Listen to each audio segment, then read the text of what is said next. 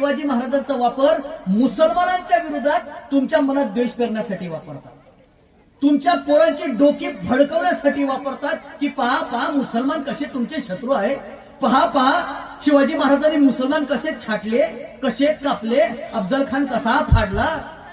पण हे सांगत नाही की अफजल खान जेव्हा दख्खन मध्ये आला, जेव्हा महाराष्ट्रामध्ये आला, त्याने पहिलं नेस्तनाबूत केलेलं सरकार हे मुसलमानांचं आदिलशाही आहे आणि दुसरं मुसलमानांचं कुतुबशाही आहे. याचा अर्थ काय आहे? याचा अर्थ असा आहे, अजून उदाहरण देतो. काही लोकांचं जर समाधान होत नसेल तर अजून उदाहरण देतो. औरंगजेबाचा एक सरदार होता, शिवाजी महाराजांना एकदा तह करावा लागला. कोणता तह? कोणता रे? कोणता? पुरंदरचा तह. बरोबर आहे. याच्यासाठी टाळ्या माझ्या भाऊसाठी. असे जरा जिवंत ऑडियन्स पाहिजे थोडेसे.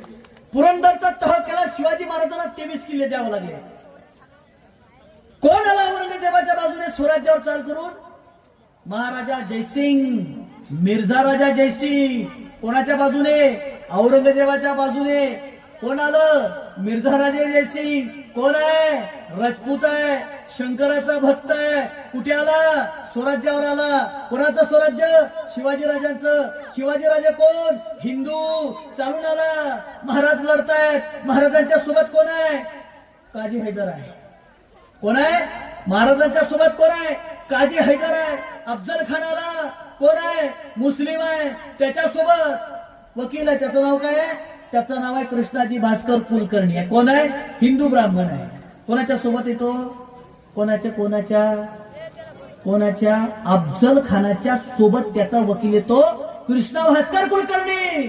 आणि शिवाजी राजांच्या सोबत त्यांचा वकील आहे. त्याचं नाव आहे काय आहे? काजी हैदर.